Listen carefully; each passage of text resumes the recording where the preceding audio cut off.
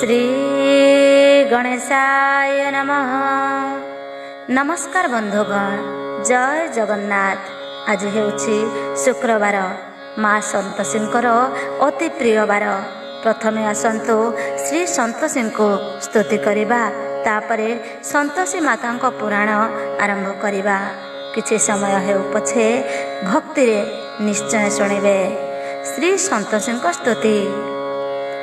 जयतु संतोषी माँ गोपादे नमस्कार, जयतु संतोषी माँ गो दिन कृपा कर, जयतु संतोषी माँ गो कल्याण कारिणी, जयतु संतोषी माँ गो त्रिताप हारिणी। आतंक काल रे माँ गो तो नाम स्मरिले, महा विपत्ति माँ खंडी जाए भले। आश्रित विपन्न जने करू तू उद्धार, तो पादे शरण गले नेउ सर्वभार। सजन निकटे माँ तू ही कृपा सागर, दुर्जन नेत्र रे अटु महाभयंकर। प्रसन्न बदनी माँ पात्र पड़ा बासिनी, विद्या शक्ति प्रदायिनी दारिद्र्य भंजनी। ब्रह्मा विष्णु महेशंकु तो गुण जना, मुहिहीन मति किबा करिबी कलना। दिने थिला कैलास पुरे राखी बंधन, लक्ष दक्ष भातृद्वय गणेश नंदन। पितांक समीपे चली भासिले सतर, किए आम हस्ते राखी बांधिब पियर। पुत्रंक कटाल शुणी पार्वती नंदन, मानस कन्या को तही करिले चिंतन। कन्या उभा हेला सेहि स्थाने तत्क्षणे, बंधन करिला राखी भग्नि भ्रातृ प्रेमे। आनंद होइण बेनी धन्य धन्य कले, पत्नी को जाई गणेश सकल बोइले। पुत्र दया चित्ते जेनु संतोष ए देला, संतोषी तुमर नाम शुण गो रहिला। चतुर्हस्ता अटो मागो अपूर्व मूरति, सुंदर सुचारु तुही बरा भय दात्री। एक हस्ते दियो खाद्य समस्त संताने, तुमे तो प्रकाशी अछ सर्वजीव प्राणे। खंडा अछि एक हाते अनेक त्रिशूल, भक्तर गुहारी शुणी दियो माता फल।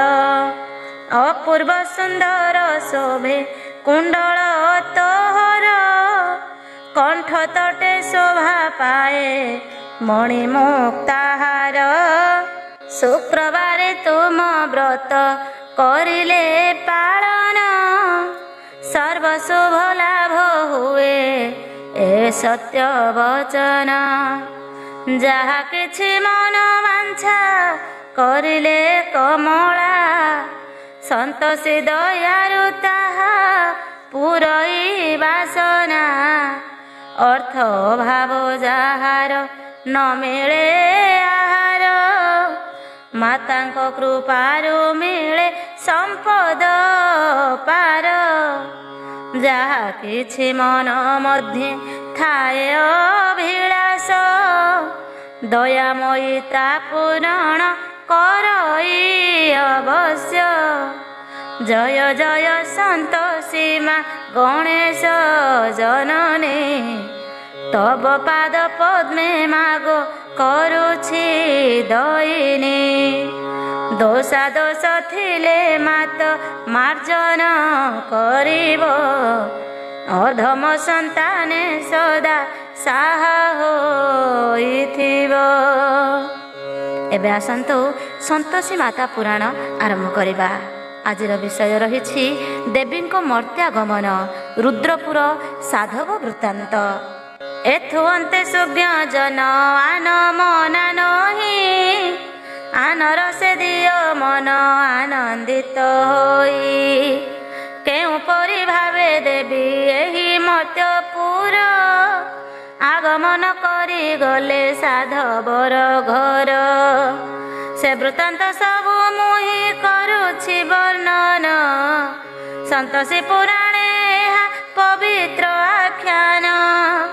କହୁଛନ୍ତି ବେଦବର ନାରଦ ହେ ଶୁଣ, ଆନନ୍ଦ ହୋଇବ ଏହି ବାରତା ଶ୍ରବଣ।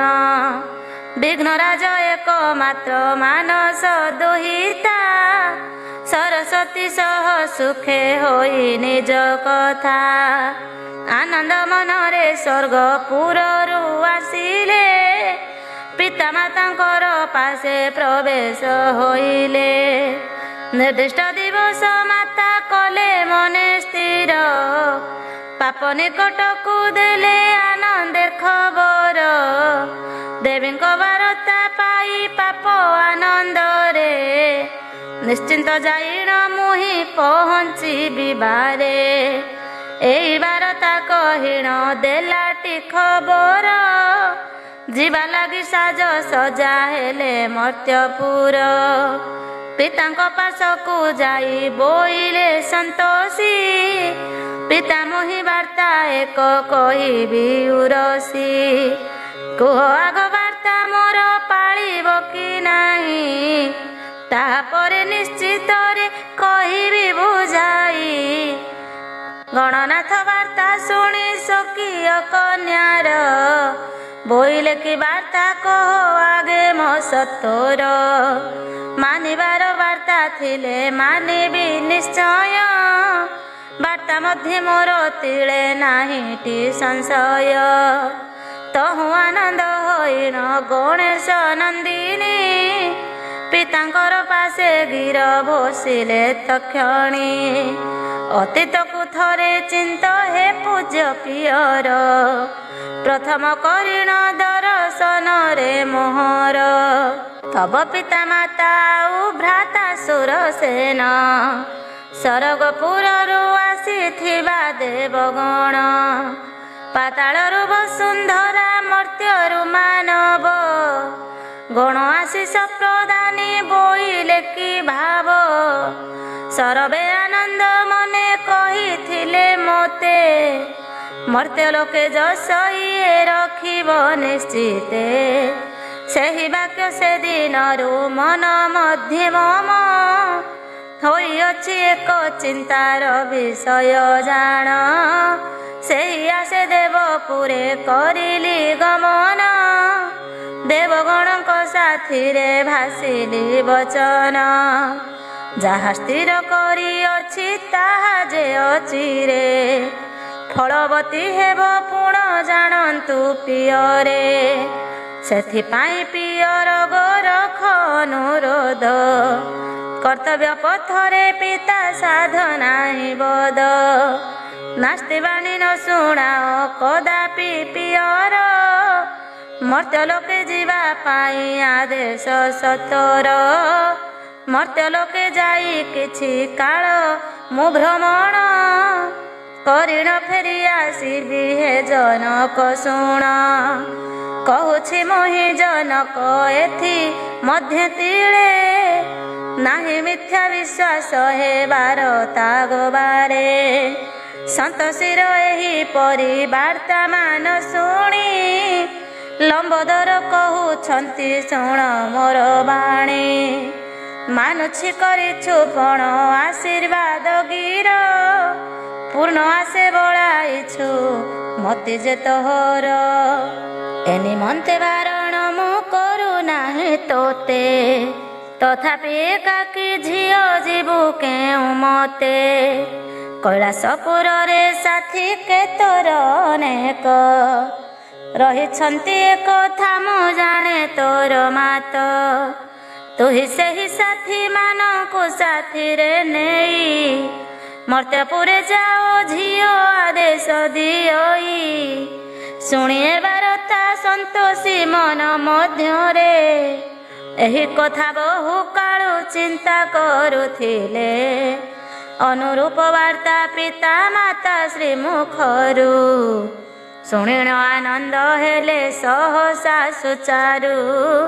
ସନମତି ଜଣାଇଣ ଜାଣିଲେ ତକ୍ଷଣ ଆସିଅଛି ପାପ ହୋଇ ଆନନ୍ଦିତ ମନ।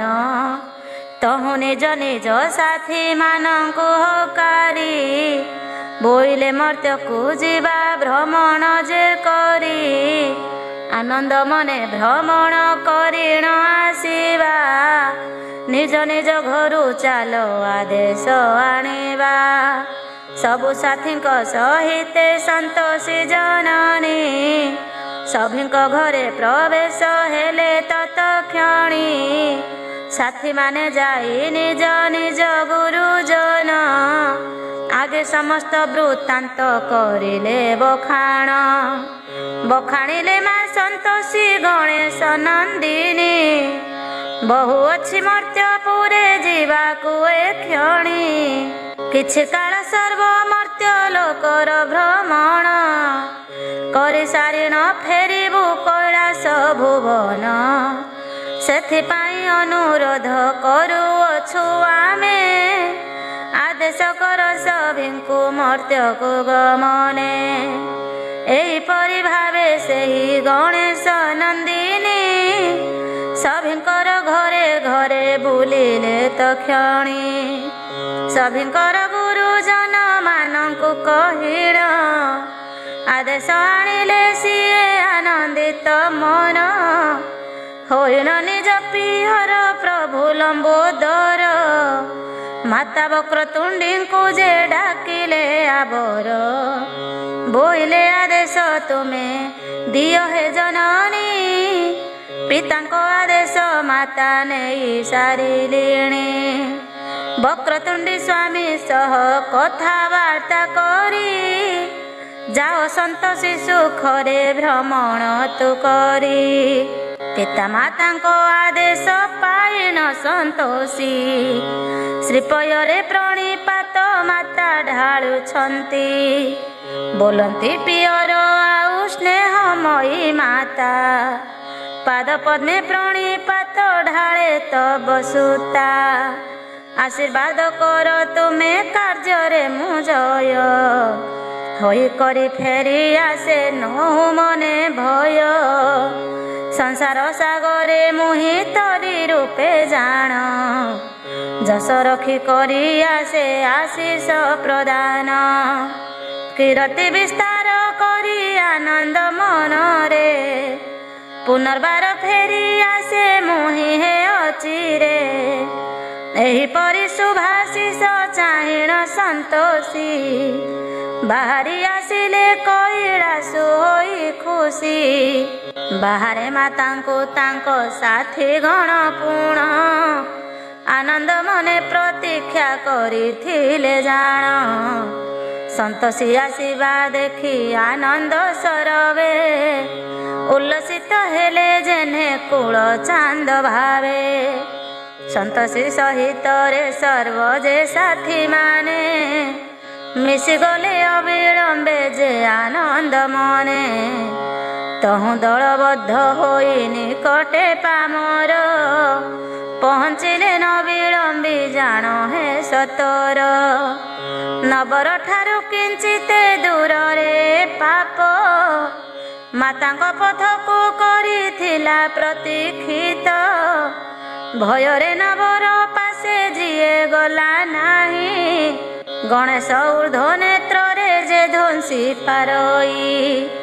ଏହି ଭୟ ରଖି ମତେ ସେ ପାପ ପୁରୁଷ ନବରର ନିକଟକୁ ନ ଗଲା ଏ ସତ୍ୟ। ଯାହା ହେଉ ମା ସନ୍ତୋଷୀ ଆଉ ସାଥୀ ଗଣ ପାପ ପୁରୁଷ ସହିତେ ଅଚିରେ ମିଶିଣ। ମର୍ତ୍ତ୍ୟପୁର ଆଡ଼େ ସୁଖେ କରିଲେ ଗମନ, ତହୁଁ ମାତା ଆନନ୍ଦରେ ଭାସିଲେ ବଚନ। ମର୍ତ୍ତ୍ୟପୁର ଅତି ବଡ଼ ଜାଣିଅଛି ଏହା, ତେଣୁ ବାର୍ତ୍ତା ଏକ କହେ ଶୁଣ ସର୍ବେ ତାହା। କେଉଁଠାରେ ଆମ୍ଭେ ଯାଇ ହୋଇବା ପ୍ରକଟ, ଯେଉଁଠାରେ ପ୍ରବେଶିଲେ ସେ ପାପ ପୁରୁଷ। ପାପ ପୁରୁଷ ପ୍ରବେଶ ନ କରିଲେ ଜାଣ, ନ କରିପାରିବି ମୋର କାମନା ପୂରଣ। ଏଣୁ ମୋର ସାଥୀ ମାନେ ମୋର କଥା ମାନ, କହୁଅଛି ଯାହା ଧୀରେ ଶୁଣ ଡେରି କର୍ଣ୍ଣ। ମର୍ତ୍ତ୍ୟପୁରେ ଆମେ ଦୁଇ ଜାଣ ଏକ ଠାବେ, ରହିବୁ ତୁମେ ଯେ ଏକ ଏକ ହୋଇ ସର୍ବେ। ବିଭିନ୍ନ ସ୍ଥାନକୁ ନିଜେ କରିବ ଗମନ, ତାପରେ ସମ୍ବାଦ ଦେବ ସୁଖରେ ଆସିଣ। ଯେଉଁଠାରେ ହେବ ଆସ ସୁବିଧା ଯେ ପୁଣ, ସେହିଠାରେ ଯାଇ ସର୍ବେ ରହିବା ତକ୍ଷଣ। ଏଣୁ ଆଉ ସମୟକୁ ନଷ୍ଟ ନ କରିଣ, ବିଭିନ୍ନ ସ୍ଥାନକୁ ସର୍ବେ କର ହେ ଗମନ। ଏଇ ଯେଉଁ ଗିରି ଦିଶେ ତାହାରି ଗୁହାରେ, ରହିଥିବୁ ଆମେ ବେନି ଆନନ୍ଦ ମନରେ।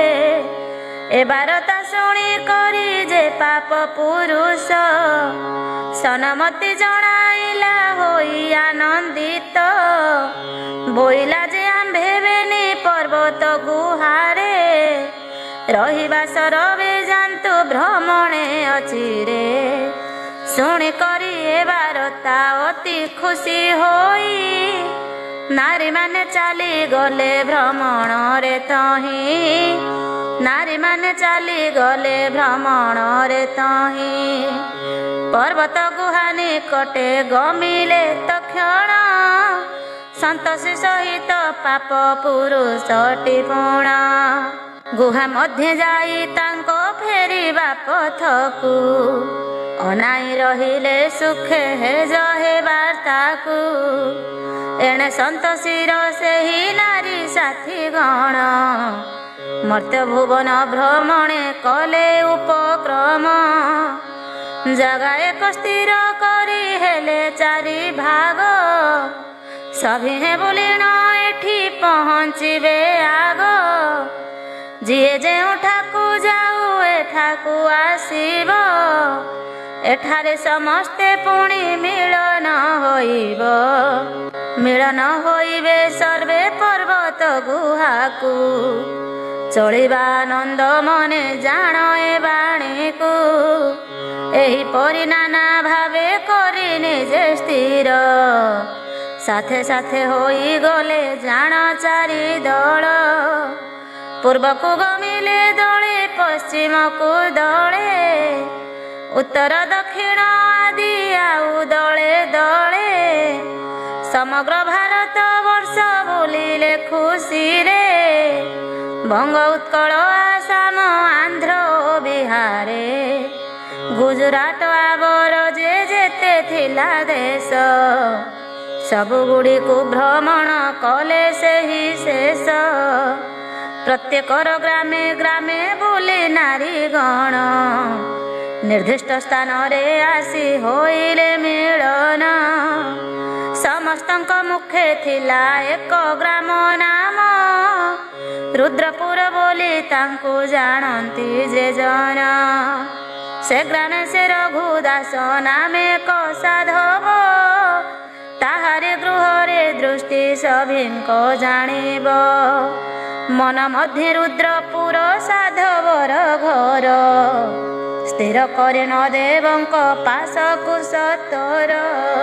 କରିଲେ ଗମନ ମନେ ରଖ ନାରାୟଣ, ଦେବୀ ରହିଥିଲେ ତାଙ୍କ ପଥ ନାଇଣ। ପାପ ପୁରୁଷ ନିଜର କର୍ମ ସମ୍ପାଦନ, ପାଇଁ ମଧ୍ୟ ଅତି ବ୍ୟଗ୍ର ହୋଇଥିଲା ଜାଣ।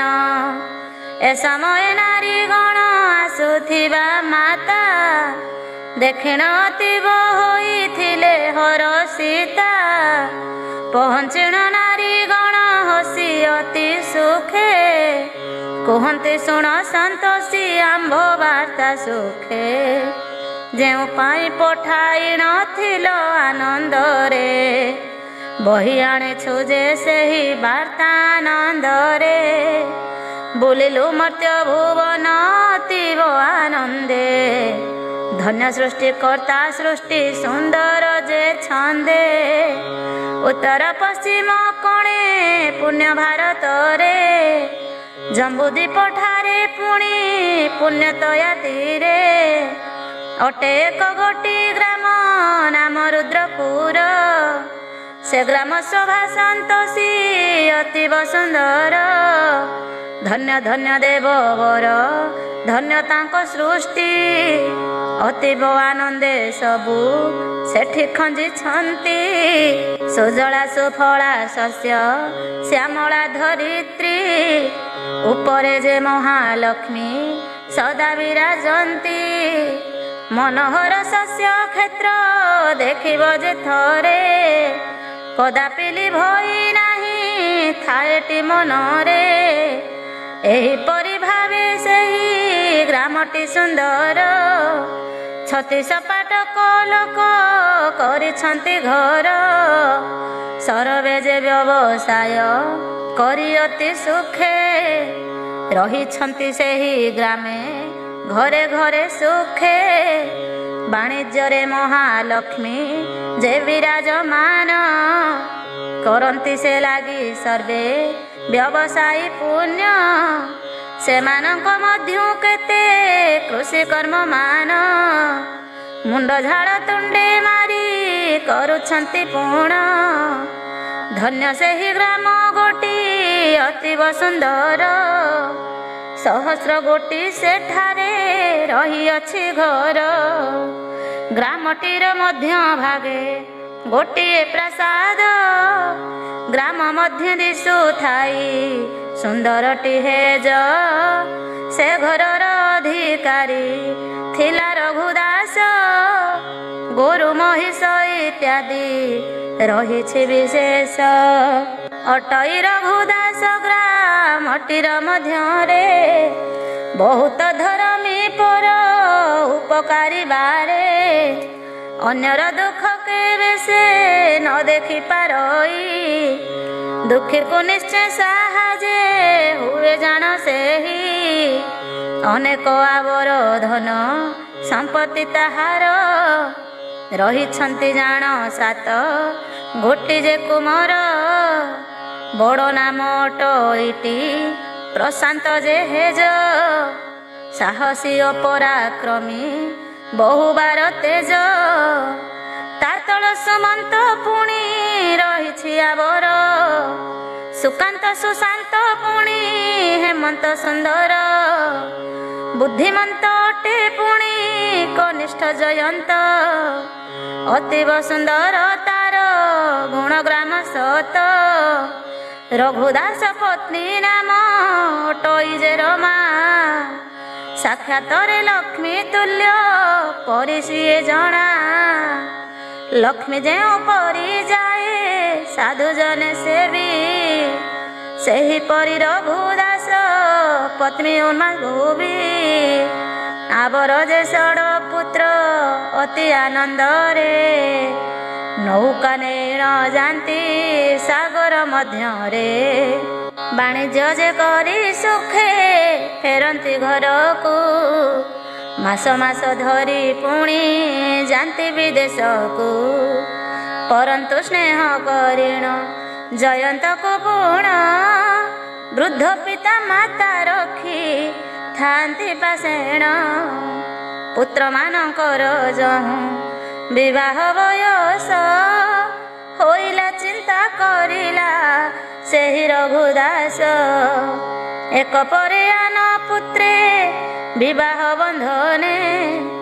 ବାନ୍ଧବ ଯେ ଯିଏ ପୁଣି ଆନନ୍ଦିତ ମନେ। ପ୍ରଥମରେ ଜ୍ୟେଷ୍ଠ ପୁତ୍ର ପ୍ରଶାନ୍ତକୁ ଜାଣ। ବିବାହ କରିଲା ସେହି ନିକଟରେ ପୁଣ ପତ୍ନୀର ନାମଟି ତାର ଅଟଇ ସୁକାନ୍ତି ଖଟକଇ ସଦାସର ବଦା ତାର କାନ୍ତି।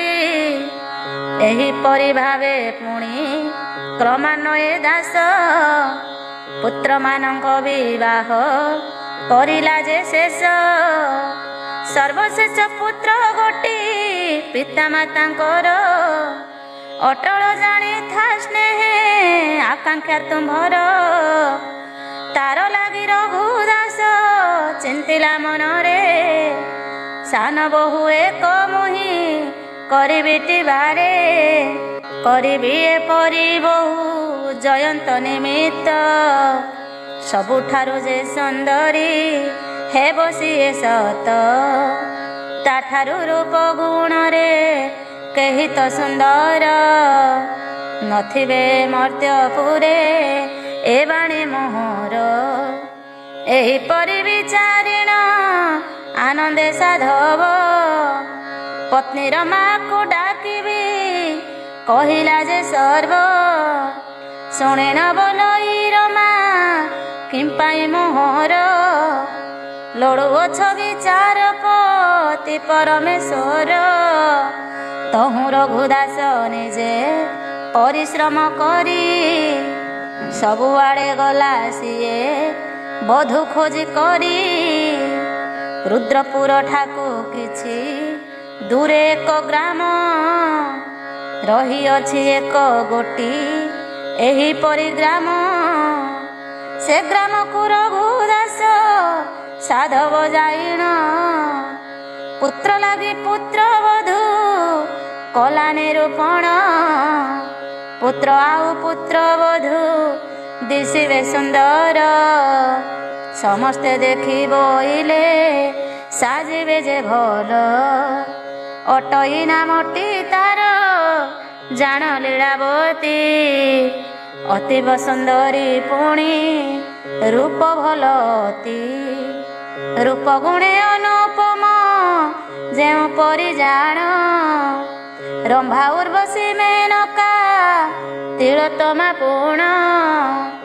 ବିଳମ୍ବନ କରି ବଧୂ ସ୍ଥିର କରି ଦାସ ନିଜ ପୁରକୁ ବାହୁଡ଼ି ବୋଇଲା ବିଶେଷ। ବଧୂ ମୋ ମନକୁ ଗଲା ଏବେ ତୁମ୍ଭେ ମାନେ ଦେଖି ଆସ ଥରେ ଯାଇ ବିବାହ ତକ୍ଷଣେ। କରିବାଟି ସମାପନ ନ କରି ବିଳମ୍ବ ତହୁଁ ମାତା ପୁତ୍ର ମିଳି ଚଳିଲେ ଯେ ସର୍ବ। ଦେଖି କରି ସଭିଙ୍କର ମନୋନୀତ ହେଲା ବିଳମ୍ବନ କରି ବାହାଘର ହୋଇଲା। ବହୁ ଆଡ଼ମ୍ବରେ ବାହାଘର କଲା ଶେଷ ଅନ୍ନଛତ୍ର ଦେଲା ଯେ ସାଧବ ରଘୁଦାସ। ଯେ ଯାହା ଖାଇଲେ ନେଲେ ମନା କେନ କଲା ଏହିପରି ବିଭାଘର ସମ୍ପୂର୍ଣ୍ଣ ହୋଇଲା। ବିଧିର ବିଧାନ ଅଟେ ବିଚିତ୍ର ଯେ ଅତି ମରିଗଲା ରଘୁଦାସ ହୋଇ ଅତି ଖୁସି। କ୍ରନ୍ଦନ କଲେ ସରବେ ରମା ଯେ ବିଧବା ହୋଇ କରି ବର୍ତ୍ତମାନ ରହେ ସେଠି ଯିବା। ସମ୍ପ୍ରତି ସରବେ କାମ କରନ୍ତି ତଥାପି ସାନ ପୁଅ ଜୟନ୍ତଟି ବସିଣ ଖାଉଛି। ଶୁଣିଏ ବାରତା ସେହି ମାତା ଯେ ସନ୍ତୋଷୀ କୁହ ନାହିଁ ତୁମ୍ଭେ ମାନେ ଆଉ ମୋତେ କିଛି। ଏହା ପରବର୍ତ୍ତୀ କାମ କରିବ ନିଶ୍ଚୟ ଏଥିରେ ତିଳାର୍ଦ୍ଧେ ଜାଣ ନାହିଁଟି ସଂଶୟ। ଏହି ବାର ଆସ ସେହି ରୁଦ୍ରପୁରେ ଯିବା ଯାହା କିଛି କରିବାର ସେଠାର କରିବା। ଏତେ ବୋଲି ରୁଦ୍ରପୁର କଲେ ଅଭିଯାନ ସନ୍ତୋଷୀ ପାପ ପୁରୁଷ ଆଉ ନାରୀ ଗଣ।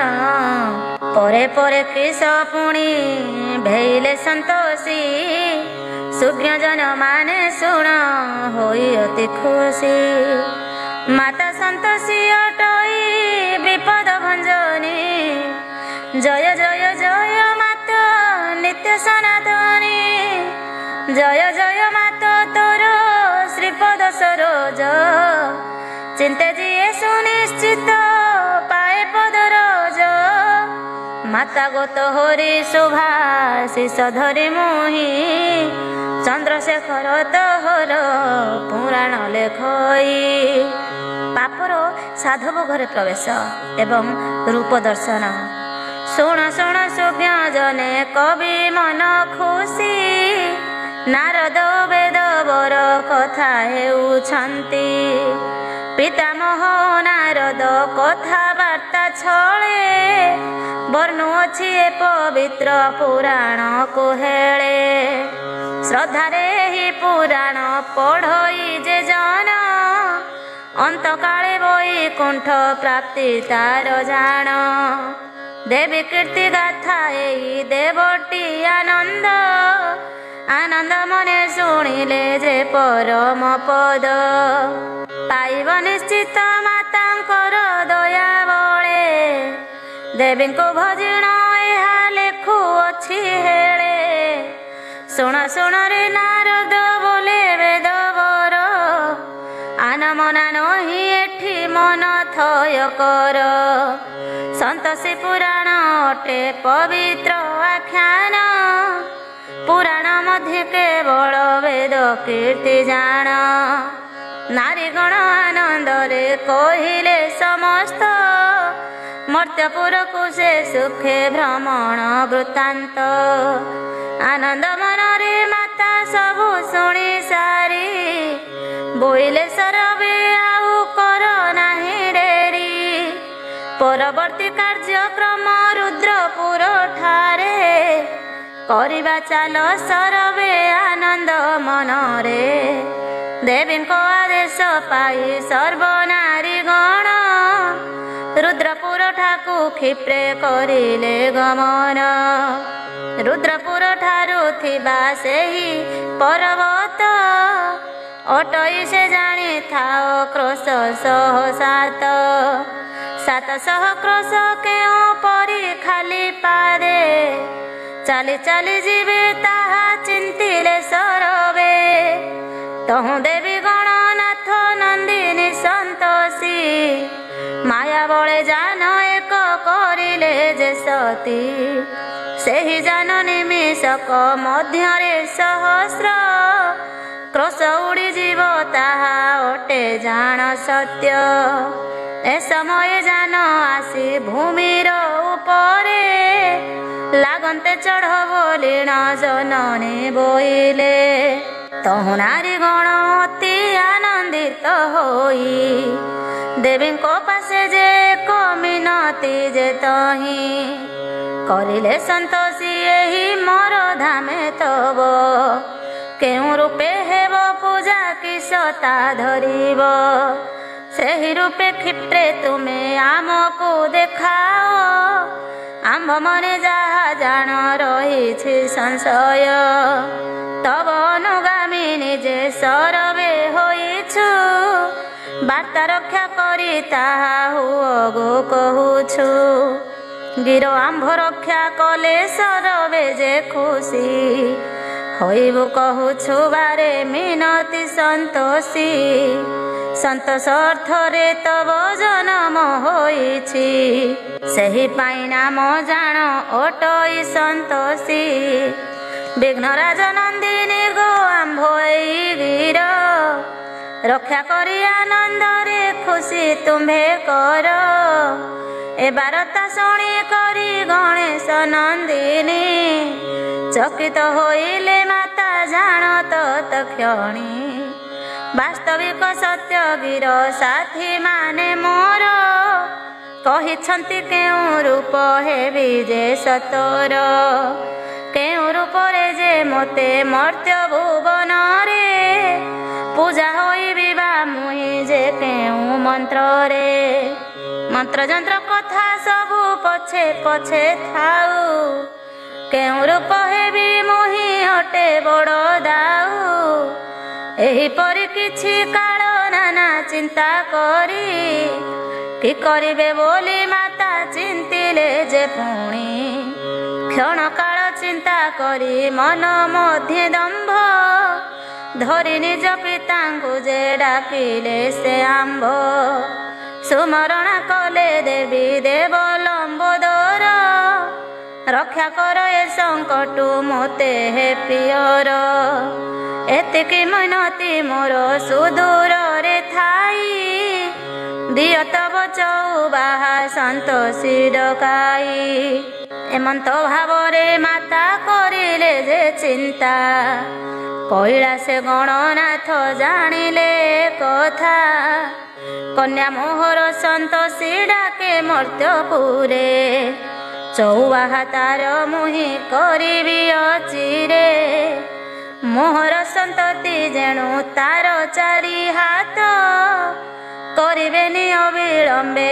ଅଟେ ଏହା ସତ୍ୟ ଏମନ୍ତ ଚିନ୍ତିଣ ଗଣନାଥ ତତ୍କ୍ଷଣ ବୋଇଲେ କାମନା ତୋର ହେଉ ଯେ ପୂରଣ ଗଣେଶ ମୁଖରୁ ବାର୍ତ୍ତା ନିର୍ଗତ ହୋଇଣ ସନ୍ତୋଷୀଙ୍କ ଚଉବାହା ହେଲା ତତ୍କ୍ଷଣ ନାରୀମାନେ ଦ୍ୱିଭୁଜକୁ ସେଠି ମାତାଙ୍କର ଦେଖିଥିଲେ ତାହା ଚତୁର୍ଭୁଜ ଯେ ସତୋର ହେବା ଦେଖି ଅତ୍ୟଧିକ ଆଚମ୍ବିତ ହେଲେ ମହାଦେବୀ ଅନ୍ତରରେ ପ୍ରଣିପାତ କଲେ ବୋଇଲେ ଧନ୍ୟ ପ୍ରିୟର କାହିଁ ଅଛ ତୁମ୍ଭେ ତଥାପି ଡାକ ମୋହର ଶୁଣିଲ ଯେ କର୍ଣ୍ଣେ ଧନ୍ୟ ହେଲା ମନ ମୋର ଧନ୍ୟ ହେଲି ମୁହିଁ ଏତେ ବୋଲି ଅସ୍ତ୍ର ଲାଗି ଦେବୀ ଶୁଣି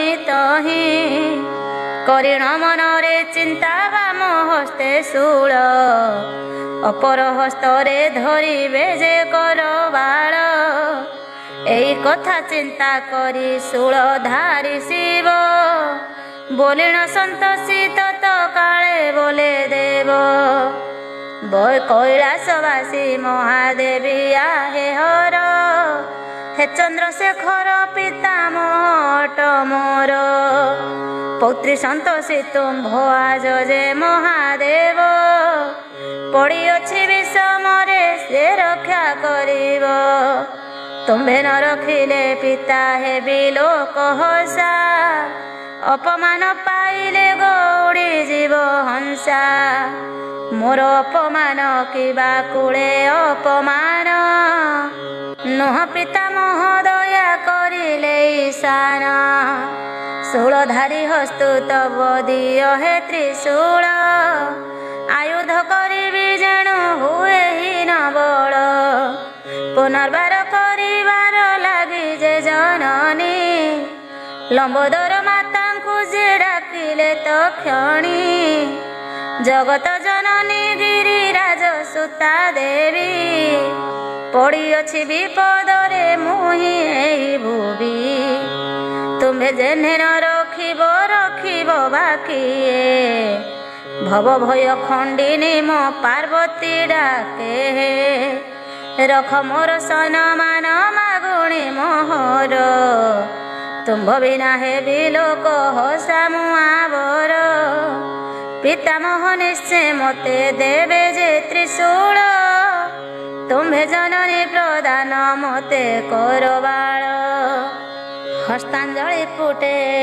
ପରି ରମ୍ଭା ସୁତା ଠିଆ ହୋଇ ନ ରହିଲେ ମନେ କରି ଚିନ୍ତା ଏ ବାରତା ସହସା ଯେ ଉମା ମହେଶ୍ୱରୀ କୈଳାସପୁରେ ଥାଇ ଜାଣିଲେ ସତୋର ସେ କାଳରେ ଭିନ୍ନ ଭିନ୍ନ ସ୍ଥାନେ ଉମା ଶିବ ରହିଥିଲେ ଆନନ୍ଦରେ ଦେବୀ ମହାଦେବ ପାର୍ବତୀ ନାତୁଣୀ ଡାକ ଶୁଣି ତତ୍କ୍ଷଣ ସ୍ୱାମୀ ସଦାଶିବ ପାଶେ କରିଲେ ଗମନ ଶିବଙ୍କ ପାଶେ ପହଞ୍ଚି ପାର୍ବତୀ ତକ୍ଷଣ ବୋଇଲେ ମୋ ବାର୍ତ୍ତା ଏକ ଶୁଣ ହେ ଈଶାନ ଆମ୍ଭର ନାତୁଣୀ ସେହି ଗଣେଶ ନନ୍ଦିନୀ ପଣ ରକ୍ଷା ସେ ଚତୁର୍ଭୁଜ କରି ପୁଣି ମାଗୁଛି ଆୟୁଧ ଏବେ ମୋତେ କର ବାଳ। କି କରିବି ଉପାୟ କୁହ ଚନ୍ଦ୍ରଶେଖର। ସତୀବାର୍ତ୍ତା ଶୁଣି ନିଜେ କୁହନ୍ତି ସାନ, ସମ୍ପ୍ରତି ସନ୍ତୋଷୀ ମୋତେ କରୁଛି ସ୍ମରଣ। ମାଗୁଅଛି ଆୟୁଧ ଯେ ମୋତେ ସେ ତ୍ରିଶୂଳ। କି କରିବା କୁହ ଭଲେ କୁହ ଗୋପଥର। ଏହା ଶୁଣି ଗିରିରାଜ ଯେ ମା କହୁଛନ୍ତି, କି କରିବା ସନ୍ତୋଷୀ ଆମ ପଣ କରିଛି। ନ ହୋଇଲେ ପ୍ରାଣ ରକ୍ଷା ହେବି ଅପମାନ। ତା ସହିତ ଆମ୍ଭ କୂଳ ତିରସ୍କୃତ ପୁଣ। ହୋଇବ ତେଣୁ ନାତୁଣୀ ଡାକୁଅଛି ଯଦି, ପାଶକୁ ତା ଶୂଳ ଖଡ୍ଗ ଦିଅ କ୍ଷିପ୍ରେ ଭେଦି। ଏହା ଶୁଣି ସଦାଶିବ ବୋଇଲେ ଶୂଳକୁ, କ୍ଷିପ୍ରେ ତୁହି ଚଳି ଯାଅ ସନ୍ତୋଷୀ ପାଖକୁ। ପାର୍ବତୀ ନ କରି ଡେରି ନିଜ କର ବାଳ। ତେଷଣ କରିଲେ ସନ୍ତୋଷୀ ପାଶେ ସତର। କରବାଳ ସହିତରେ ତ୍ରିଶୂଳଟି ଗଲା। ଶୂନ୍ୟ ମାର୍ଗେ ଦେବୀ ହସ୍ତେ ପ୍ରବେଶ ହୋଇଲା। ତାହା ପରେ ନାରୀ ଗଣ ଦେବୀଙ୍କୁ ବୋଲନ୍ତି, ଆନବେନି ହସ୍ତ ତବ ଶୂନ୍ୟ ରହିବ କି। ଏହା ଶୁଣି ମହାଦେବୀ ନାସ୍ତିବାଣୀ କରି, ହସ୍ତାଞ୍ଜଳି ଫୁଟେ ବୋଲି ଅତି ଧୀର କରି। ଜୟ ମାଗ ମହାଲକ୍ଷ୍ମୀ ମାଧବ ଘରଣୀ। ଅଲେଇ ବାଉଳି ତୁହି ସାଗର ଦୁଲଣୀ। ପ୍ରଭୁ ଦାମୋଦର ପାଶେ ଥାଇ ମୋ ବଚନ। ଶୁଣ ଶୁଣ ଅନୁରୋଧ କରୁଛି ଯେ ପୁଣ। ଗଣନାଥଙ୍କ ମାନସ କନ୍ୟା ମୁଁ ସନ୍ତୋଷୀ। ପାଖରେ ତୁମ୍ଭର ଅଳି କରେ ମୁଁ ଭରସି। ଏହି ଅଳି ମୋର ପଣ ରକ୍ଷା ଲାଗି ତୁମେ। ରଖ ରଖ କହୁଅଛି ଡାକି ବର୍ତ୍ତମାନେ। ଅନଥାଳ ଗୋଟି ମୋର ହସ୍ତେ ଦିଅ ମାତା।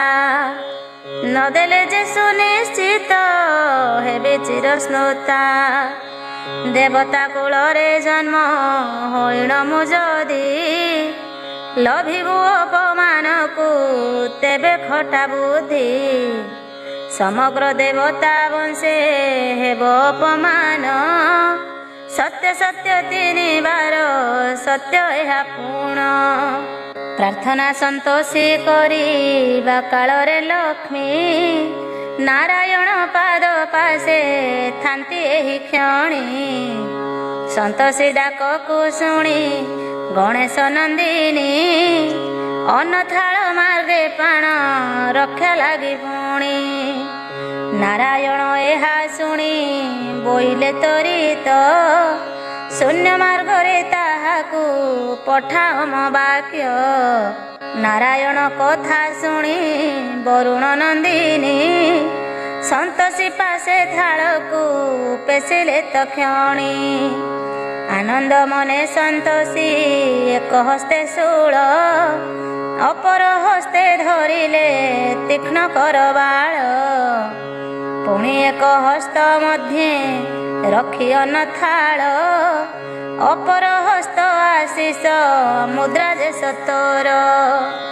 କରି ପଦ୍ମ ଆସନରେ ମାୟା ସିଂହାସନ। ରଚନା କରିଣ ସ୍ଥାପିଲେ ନିଜ ଆସ୍ଥାନ। କ୍ଷଣ କାଳେ ବାରତା ଏ ମର୍ତ୍ତ୍ୟ ପାତାଳେ। ବ୍ୟାପି ଗଲା ମନେ ରଖ ଏ ଗିର ସତରେ। ସନ୍ତୋଷୀ ମର୍ତ୍ତ୍ୟରେ ନିଜ ଯଶ ରକ୍ଷା ଲାଗି। ଯାଇଅଛି ଆନନ୍ଦରେ ଆୟୁଧକୁ ମାଗି। ସମ୍ପ୍ରତି ସ୍ୱରୂପ ବନେ ଦେଖାଏ ନିଜର। ସମସ୍ତେ ଦର୍ଶନ ଲାଗି ହେଲେ ଆଗ ଭୋର। ନ କରି ବିଳମ୍ବ ମାତା ଆୟୁଧ ସରବ। ଧରିଣ ଆସନରେ ବସିଲେ ଯେ ଦେବ। ଗଣ ଆଉ ନର ଗଣ ନାଗ କନ୍ୟା ଗଣ କୁସୁମ ବୃଷ୍ଟି କରିଲେ ଉପରେ ତକ୍ଷଣ। ନାରୀ ଗଣ ଦେବୀଙ୍କର ନିଜ ରୂପ ଦେଖି ଆନନ୍ଦ ମନେ ବୋଇଲେ ସର୍ବେ ହସି ହସି। ସମ୍ପ୍ରତି କରିବା କିସ କୁହ କୁହ ତୁମେ, କହୁଛନ୍ତି ଦେବୀ ସର୍ବେ ବସ ଏଇ ଜାନେ। ସୁଦୂର ରୁଦ୍ରପୁରକୁ କରିବା ଗମନ, ସେଠାରେ କରିବାନ ଯାହା ତ କରମ। ଏହା ଶୁଣି ଅତି ଖୁସି ହୋଇଣ ସରବେ, ଯାନ ଆରୋହଣ କରି ଚାଲିଲେ ଗରବେ। ଯାଉ ଯାଉ ପଥେ ଏକ ନିଘଞ୍ଚରଣ୍ୟ, ଦେଖିଲେ ପୁଛିଲେ ମାତା ସେହି ନାରୀ ଗଣ। ଏଠାବରୁ ରୁଦ୍ରପୁର ଅଟେ କେତେ ଦୂର, ବୁଝାଇଣ କୁହ ମତେ ଶୁଣି ମୋର ଗିର। ନାରୀମାନେ କହୁଛନ୍ତି ଶୁଣ ଠାକୁରାଣୀ, ଏ ବିପିନ ଶେଷ ହେବ ସେହି ଗ୍ରାମ ପୁଣି। ତହୁଁ ଦେବୀ ସେହିଠାରେ ହେଲେ ଅବତୀର୍ଣ୍ଣ, ନାରୀମାନଙ୍କୁ ବୋଇଲେ ଏଠି ତବ ସ୍ଥାନ। ଏହିଠାରେ ରୁହ ତୁମେ ଆମେ ଯାଇ ଦୁଇ, ସେଠାରୁ କାର୍ଯ୍ୟ ସାରିଣ ଫେରିବୁ ଯେଇ। ଏହା ଶୁଣି ନାରୀ ଗଣ ସମ୍ମତି କରିଣ, ସେହି ଅରଣ୍ୟ ମଧ୍ୟରେ ରହିଲେ ତକ୍ଷଣ। ସନ୍ତୋଷୀ ସହିତେ ଜାଣ ସେ ପାପ ପୁରୁଷ, ପଦବ୍ରଜେ ଅନ୍ୟ ରୂପ ହୋଇ ହସ ହସ। ମୁଖ କରିଣ ଚାଲିଲା ସେହି ରୁଦ୍ରପୁର, କ୍ଷଣକାଳ ମଧ୍ୟେ ପହଞ୍ଚିଲେ ଗ୍ରାମେ ପୁଣ। ଗ୍ରାମର ଆରମ୍ଭେ ପହଞ୍ଚିଣ ସେହି ବେନି, ପାପ ପୁରୁଷକୁ ଦେବୀ ସହସା ତକ୍ଷଣୀ। ବୋଇଲେ ସେ ରଘୁଦାସ ଘର ଗୋଟିକିଏ, ଚିହ୍ନିବା ତ ଆମ ପକ୍ଷେ କଷ୍ଟକର ହୁଏ। ତେଣୁ କରି କି କରିବା ଆମେ ବେନି ଜଣ, ତହୁଁ ପାପ ପୁରୁଷ ଯେ ବୋଇଲା ତକ୍ଷଣ। ଚାଲ ଏକ ଭିକାରୀ ଓ ଭିକାରୁଣୀ ବେଶ, ହୋଇବେନି ପଚାରିବା ରଘୁଦାସ ବାସ। ନିଶ୍ଚିତ ଭାବରେ କେହି ଆମକୁ ବତାଇ ଦେବେ, ତାହା ପରେ କର୍ମ କରିବାଟି ଦୁଇ। ଏହା ଶୁଣି ଦେବୀ ଆଉ ସେ ପାପ ପୁରୁଷ, ଦୁହେଁ ମିଶି ହୋଇଗଲେ ଭିକାରୀର ବେଶ। ଭିକାରୀ ବେଶ ହୋଇଣ ଏକ ଗ୍ରାମ ନର, କେଉଁଠାରେ ରଘୁଦାସ କୁହ ଗୃହ ତାର। ତହୁଁ ଯିଏ କୋଠାଟିକୁ ଦେଖାଇଣ ଦେଲା, ମହାମାଇ ଆଉ ସୁଖେ କରିଲେ ଯେ ହେଳା। ପାପୀ ପୁରୁଷକୁ ନେଇ ତା ଗୃହ ନିକଟେ, ଛାଡ଼ିନ ବୋଇଲେ ଗ୍ରାସ କରିଣ ତୁରିତେ। ସାନ ପୁଅ ସାନ ବୋହୂ ଏ ଘର ମଧ୍ୟରେ, ବସି କରି ଖାଉଛନ୍ତି ଜଣା ଯାଏବାରେ। ଏଣୁ କରି ତୁମେ ତାର ଶାସକୁ ଗ୍ରାସିବ, ତାହାପରେ ନିର୍ଦ୍ଦେଶ ତା ଅନ୍ତରେ ଦେବ। ଅତ୍ୟାଚାର କରିବେ ସେ ଲୀଳାବତୀ ପରେ, ସାନ ପୁଅ ଘର ଛାଡ଼ି ରହିବ ବାହାରେ। ଏପରି କରିବ ଯେହ୍ନେ ସେ ସାନ ବୋହୂକୁ, ପଠାଇବ ଆନନ୍ଦରେ ବିପିନ ମଧ୍ୟକୁ। ତାହାପରେ କର୍ମମାନ ସମ୍ପାଦନ ମୁହିଁ, କରିବି ନିଶ୍ଚୟ ତୁମ୍ଭକୁ କହିଦିଅଇ। ଏହା ଶୁଣି ଯେହି ପାପ ପୁରୁଷ ସତରେ, ହଁ ଭରିଲା ଅତୀବ ଆନନ୍ଦ ଯେ ମନରେ। ତହୁଁ ମହାଦେବୀ ତାକୁ ଏକ ଗୋଟି ମୂଷା, କରିଣ ସାଧବ ଘରେ ଛାଡ଼ିଲେ ସହସା। ଆନନ୍ଦରେ ସେହି ପାପ ପୁରୁଷ ହୋଇଣ ରାତ୍ର କାଳେ ଅମାରରେ ରହିଲା ଟିପୁଣ। ଫେରି ଆସିଲେ ସନ୍ତୋଷୀ ଆନନ୍ଦେ ବିପିନ ଯେଉଁଠାରେ ରହିଥିଲେ ସେହି ନାରୀଗଣ। ବନସ୍ଥ ମଧ୍ୟରେ ଦେବୀ ଆନନ୍ଦେ ରହିଲେ ପାପ ପୁରୁଷ ସାଧବ ଗୃହେ ପ୍ରବେଶିଲେ। ଏହାପରେ ବର୍ତ୍ତମାନ ସବୁ ମୁଁ ବୁଝାଇ କହୁଅଛି ସୁଜ୍ଞ ଜନେ ଶୁଣ ମନ ଦେଇ। ସନ୍ତୋଷୀ ପୁରାଣ ଅଟେ ପବିତ୍ର ଚରିତ ପଢ଼ିଲେ ଶୁଣିଲେ ଦୁଃଖ ହୁଅଇ ଦୂରିତ। ଅଟଇ ପବିତ୍ର ଏହି ସନ୍ତୋଷୀ ପୁରାଣ ଚନ୍ଦ୍ରଶେଖର ଯେ ଦେବୀ ପାଦରେ ଶରଣ। ପାପର ପ୍ରଭାବ ତଥା ସାନ ପୁଅ ଜୟନ୍ତର ବିଦେଶ ଗମନ। ହର ସେ କହନ୍ତି ଗିର ପ୍ରଭୁ ବେଦବର ଆର ସେ ଦିଅ ଚିତ କହୁଛି ଏଥର। ପୁରାଣ ମଧ୍ୟରେ ଜାଣ ଏହି ଉପାଖ୍ୟାନ ସବୁଠାରୁ ଅଟଇଟି ପୁଣି ଯେ ଉତ୍ତମ। ପୁରାଣ ପ୍ରେମୀ ଆନନ୍ଦେ କର ହେ ଶ୍ରବଣ ପବିତ୍ର ଆଖ୍ୟାନ ଏହି ସନ୍ତୋଷୀ ପୁରାଣ। ଜନନୀକୁ କରି ଧ୍ୟାନ ଲେଖୁଅଛି ମୁହିଁ ଭଲ ମନ୍ଦ ନ ବାଛିବ କହୁଛି ବୁଝାଇ। ସନ୍ତୋଷୀ ନିଜର କୀର୍ତ୍ତି ଏହି ମର୍ତ୍ତ୍ୟପୁରେ ବିରାଜିବ ଲାଗି ଶୁଣ କିସ କରିଥିଲେ। ପାପ ପୁରୁଷକୁ ମାତା କରିଣ ଇନ୍ଦୁର ଛାଡ଼ିଗଲେ ଆନନ୍ଦରେ ସାଧବର ଘର। ନିଜେ ଫେରିଗଲେ ସୁଖେ ବନସ୍ଥ ମଧ୍ୟକୁ ଯେଉଁଠାରେ ସାଥୀମାନେ ପ୍ରତୀକ୍ଷାରେ ତାଙ୍କୁ ରହିଥିଲେ ସେହିଠାକୁ ଗଣେଶ ନନ୍ଦିନୀ ଚାଲିଗଲେ ଯେ ଆନନ୍ଦ ମନେ ତତ୍କ୍ଷଣି। ସାଧବ ଗୃହରେ ପାପ ମୂଷିକ ରୂପରେ ରହିଗଲା ଜାଣ ଅତି ଆନନ୍ଦ ମନରେ। ଏହାପରେ କଥା ମାନ ମନ ଦେଇ ଶୁଣ ପବିତ୍ର ପୁରାଣ ଏହି ଆହେ ସୁଜ୍ଞ ଜନ। ପାପ ପୁରୁଷ ଇନ୍ଦୁର ହୋଇ ସାଧବର ଘରେ ରହିଥାଏ ପୁଣି ଆନନ୍ଦ ମନର। ଦେଖିଲା ଯେ ମାଧବର ପୁତ୍ର 7 ଜଣ ଚଳୁଥାନ୍ତି ଯେନେ ରାମ ଆଉ ଲକ୍ଷ୍ମଣ। ସାଧବାଣୀ ସବୁ ପୁତ୍ର ମାନଙ୍କୁ ସୁଖରେ ଦେଖଇ ଚାହଇ ପୁଣି ଆନନ୍ଦ ମନରେ। କୁଳବଧୂ 7 ଜଣ ଯେନେ ତାର ଝିଅ ସେହିପରି ସମସ୍ତଙ୍କୁ କରୁଥାଏ ସ୍ନେହ। ସ୍ନେହ ଭରେ ପୁତ୍ର ବଧୂ ମାତାଙ୍କୁ ଯେ ସଦା ଜୀବନ୍ତ ଦେବତା ପରି କରୁଥାନ୍ତି ପୂଜା। ସାଧବାଣୀ ଆନନ୍ଦରେ ଦେବ କର୍ମ ମାନ କରିଣ ସଦା ସର୍ବଦା କରୁଥାଏ ଧର୍ମ। ଅତିଥି ସେବାକୁ ସେହି ସାଧବାଣୀ ସୁଖେ କରୁଥାଏ ସର୍ବଦା ହରଷିତ ମୁଖେ।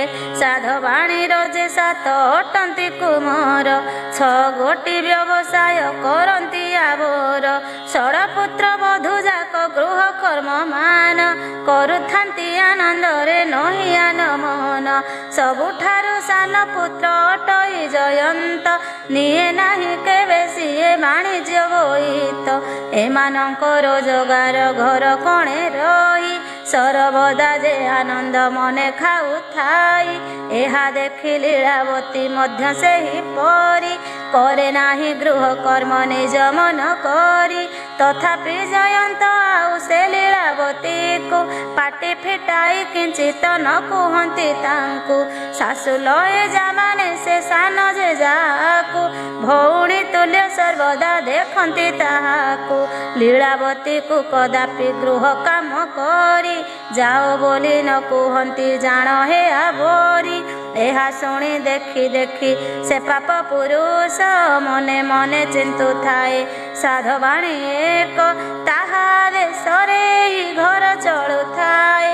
ତେଣୁ କରି ତାକୁ ଯଦି ଗ୍ରାସ କରାଯାଏ ସବୁ କିଛି ଅବିଳମ୍ବେ ଓଲଟ ପାଲଟ ହୋଇଯିବ। ଏହି ବାଣୀ ଅଟେ ମୋର ସତ୍ୟ ଏପରି ଭାବରେ ଖୋଜୁଥାଏ ରହି ସେ ଗୃହେଣ। ଶୁଣ ଶୁଣ ସୁଜ୍ଞ ଜନେ ଦେଇ ମନ କର୍ଣ୍ଣ ଅଟଇ ବିଚିତ୍ର ଅତି ବିଧିର ବିଧାନ।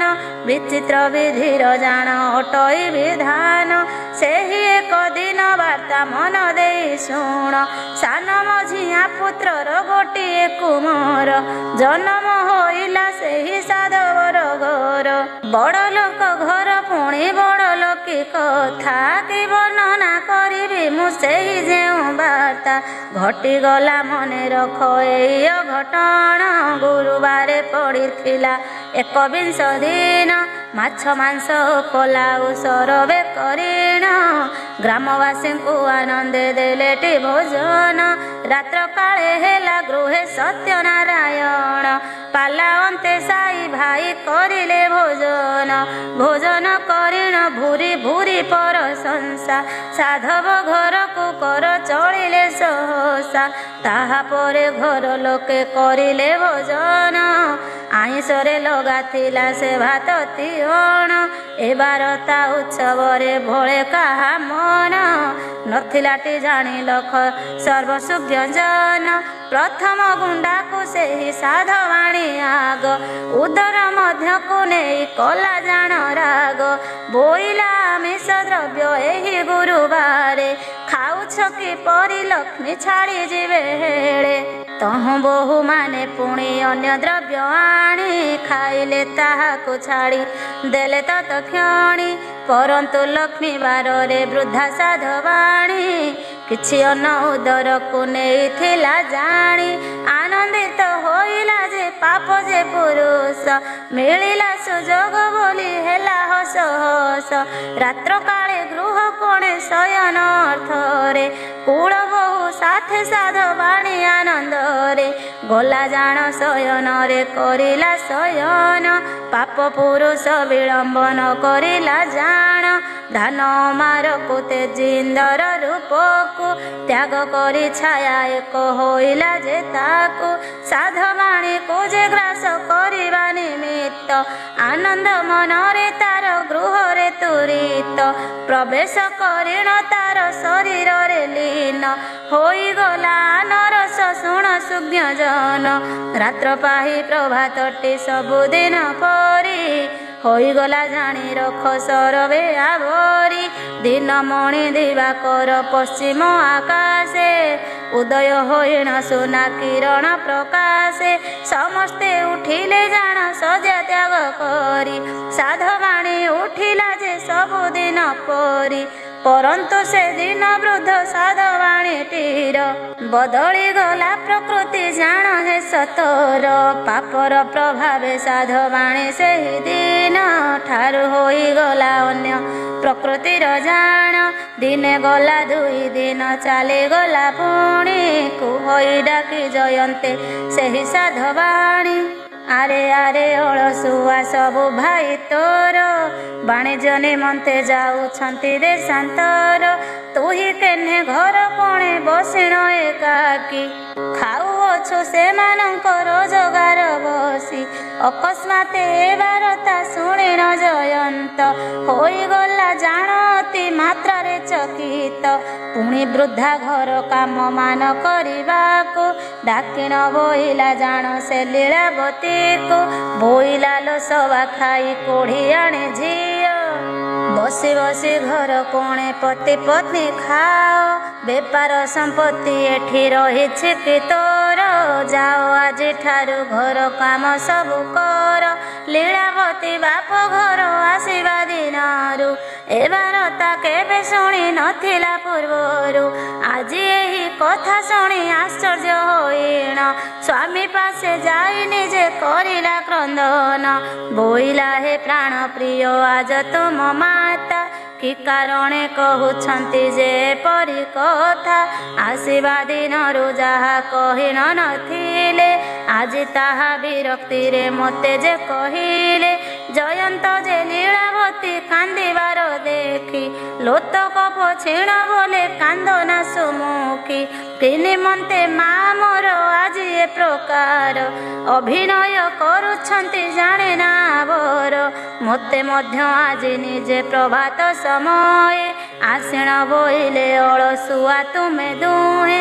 6 ଭାଇ 6 ବୋହୂ କରୁଛନ୍ତି କାମ, ବସି ବସି ଖାଉଅଛ ତୁମେ 2 ଜଣ। 6 ଭାଇ ଯାଇଛନ୍ତି ବାଣିଜ୍ୟ କରଣେ, परंतु एकाकी तू ही बसी रहु कोणे आजि ठारु व्यवसाय करिबा निमित्त घरे न बसिण तू ही चल रे तुरीत। एहा शुणी आनंदित हेली मो मनरे कि करिबी चिंता मुहि करुअछि बारे।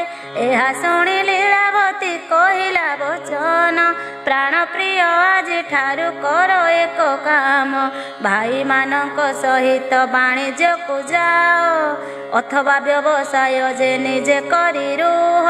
जयंत कहुछि लीलावती कथा शुण किपरि भावरे ताहा करिबी कहन अबल्यरु व्यवसाय तिळे शिखि नाही कि करिबी अधुना मु कहुछि बुझाई। तथापि गोटिए मोर तुमे कथा मान जहा कहउछंती सबु सही जाओ पूर्ण कि करिबा वर्तमान कि अछि आंभर। एहा शुणी लीला कांदी फेरिला सतर सेहि दिन ठारु जान जयंत उपरे साधवाणी अत्याचार सर्वदा करे। सात पुओंकु एकाठी आगरु जे जान निजे बसी सभिंकु दिए भूरी भोजन परंतु से दिन ठारु छ पुत्र जाकु एकाठी भोजन दिए परे जयंतकु। पुनर्बार बुढ़ी मध्य लीलावती परे नाना को भाषा सर्वदा प्रयोग जे करे। लीलावती को बसाई खाइबा को पूर्ण साधवाणी कला कि सहे देव जे शुण। घर गोटा कर काम कला तार हाथे बासन माजई लीला गोबर को पोछे। एही परी नाना दुख कष्ट सह्य करी स्वामी मुख चाहि सबु दियई पासोरी। जयंत बोइला बाप घर को तुम्भर एते कष्ट न पाइण जाओ गो सतर। एहा शुणी अति दुखे कहे लीलावती न जाने कि स्वामी तुमे मुहि पतिव्रती। जन्मभूमि बाप घर कर्मभूमि मोर अटे तब पाद तले आउ तुम घर। पिता आनंद मनरे हस्तरे तुम्भरी तोली छंती तुमे मारिब पारिब तारी। एहा शुणी जयंत जे रहिला नैरव लीलावती घर जाक कला कर्म सर्व।